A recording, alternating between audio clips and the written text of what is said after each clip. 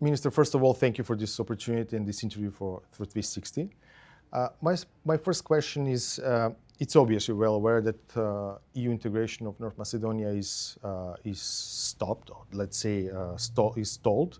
The government in Skopje insists on some kind of guarantees from European side that the constitutional amendments will be the last bilateral requirement on its path to full EU membership. On the other hand, there's the position of Bulgaria as an EU member state and other EU member states that are still firm, claiming that 2022 agreement that was reached 3 years ago is still valid, and progress of the country solely depends on North Macedonia. So my question is, what is the position of the Swedish government concerning the state of play, or the situation in which North Macedonia's EU integrations are now? Well, first of all, I would like to say that Sweden is a steadfast supporter of North Macedonia becoming a member of the EU, and we are a strong supporter of enlargement as such. And I see also when I meet my minister colleagues from the other member states that there is a real will from the EU side to move forward on enlargement, that there is a momentum at the moment. And I think it is driven by Russia's invasion of Ukraine, where many countries now in the EU see that this is strategically important for EU to grow, to make us as a continent stronger. And in this context, I think it's really important for all candidate countries to seize this opportunity, which it really is, to move forward in its process. And this goes for North Macedonia as well. And from the EU side, we've always been clear that it is a merit-based approach, so merits and reforms are important, but we have also agreed that once this constitutional amendment is made, then we are going to launch the formal part of the membership negotiations.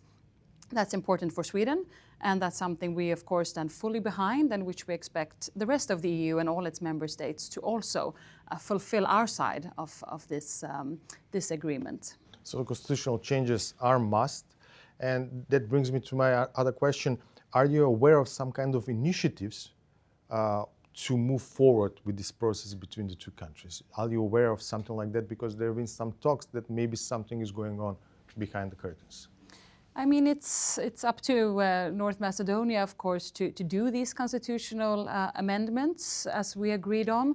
But I am here to listen, also to meet with representatives from the government, from civil society, from various actors here in North Macedonia, to also hear what are their plans moving forward? What is the government's agenda moving forward? So of course I'm interested to hear that, but I would also, from my side, emphasize the necessity to really move forward with all the reforms that are necessary on rule of law, on anti-corruption, on independent judiciary, because we see that there is a need for great reform in many areas to move forward, and really encourage the government and North Macedonia to take this opportunity, because I think there's a real momentum now in the enlargement. And I understand the frustration after this being a process for many years, but being a friend of enlargement, being a friend of North Macedonia, I see here's a real opportunity to act now.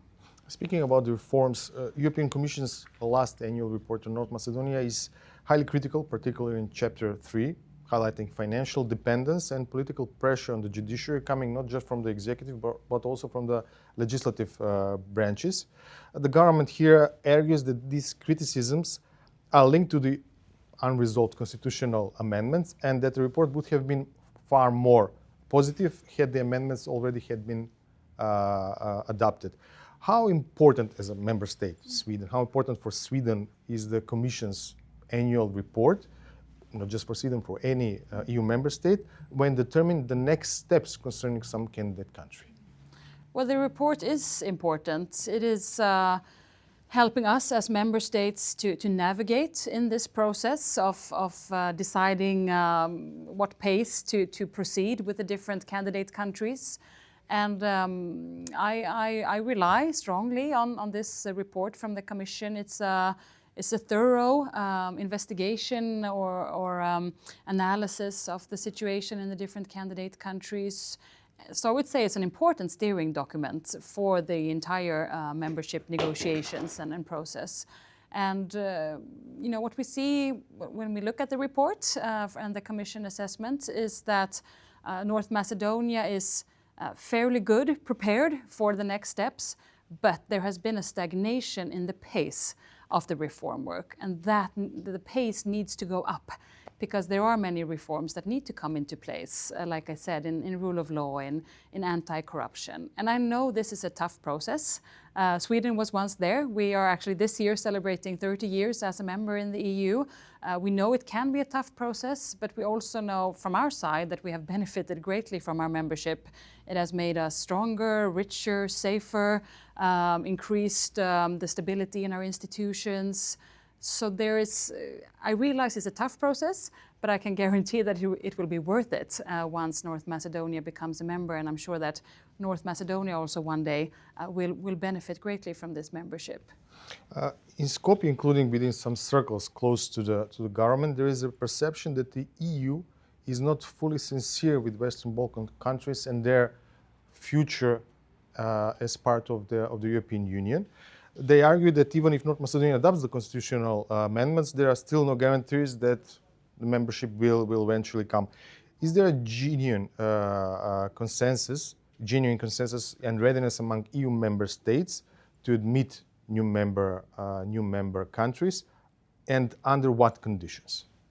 Well, I would say that there is. I would really say that there is a genuine perception among member states that we need enlargement and that we need North Macedonia in the European Union, and that we also need to act now, that there is this momentum, that there is a geostrategic importance for the EU to become a bigger family. And in that sense, I once again think this is a window of opportunity or an important time for the candidate countries, for North Macedonia to act. So I would absolutely say that there is a strong will from the EU side, a new energy in the enlargement process.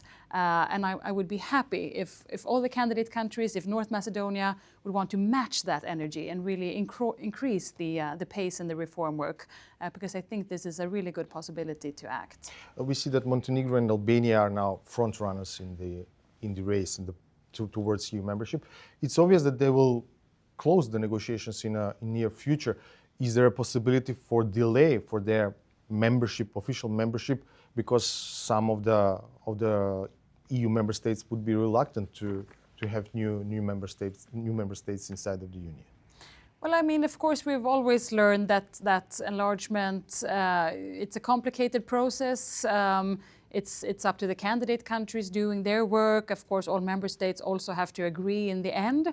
But what I hear among my colleagues is that there is a genuine will to move forward with enlargement for all countries when they are ready. So, of course, that also means that when the EU now, I think, is signaling, hey, we're ready to take the next step, we want enlargement, then it's really important, being a merit-based approach, that countries wanting to join also do their reforms. But I really think that there is a broad consensus that we need enlargement.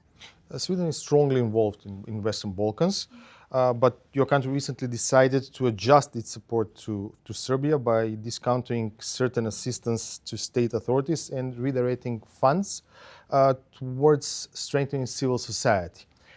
What are Sweden's plans regarding the development aid for North Macedonia, which is also very strong here, and where Sweden is one of the largest, if not the largest, bilateral donor? So our support for the Western Balkans is strong, and it goes back many years. Of course, we have both a political support in the enlargement process, but also financial support, and we are, as you said, one of the largest provider of support to basically all the Western Balkan countries and to North Macedonia. This is important. We continue also to be a great supporter of Serbia one day becoming a member of the EU, but we're also very clear that this is a merit-based approach. And when we see democratic backsliding, when we see a lack of reform will, as we have done and do in Serbia, then we need to act on that. And that's the principle of more for more or less for less. So if you show a lot of will to do reforms, then Sweden is also eager to help. But if you don't show the political will, we will not assist in the same way. And that's what the decision about Serbia is about. And when it comes to North Macedonia, we will continue to be a strong partner to North Macedonia and a financial provider when it comes to support to North Macedonia. But we will, of course, continue to encourage to increase the pace of the reform work. But we will continue to be a steadfast partner. For Sweden now in Europe, it's important to see that what's going on in Ukraine requires a lot of support, of course, being a full-scale war after Russia's invasion. But we also continue to see enlargement as such for both Ukraine, Moldova, and for the Western Balkans and for North Macedonia. It's very important, and we will continue to have a strong support for North Macedonia. Minister, thank you very much. Thank you.